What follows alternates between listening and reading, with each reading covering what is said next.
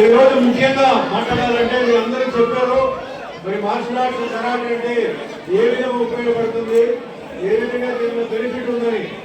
So నేను ముఖ్యంగా ఏం చెప్తానంటే, నేను చిన్న వయసులో అంటే నాకు 10-11 సంవత్సరాలు ఉన్నప్పుడు మా తల్లిదండ్రులు కరాటేకి పంపించారు. ఆ వయసులో నాకు ఎందుకు కరాటే, దీనివల్ల ఏంటి ఉపయోగం చెప్పి అనుకున్నాను.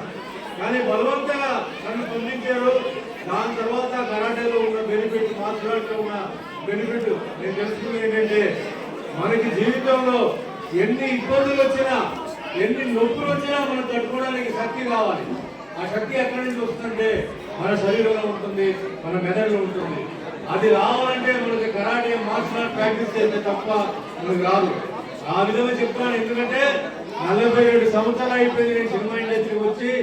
ఎన్నో దెబ్బలు తిన్నాను. దెబ్బలు తిన్నా నేను వదలలేదు.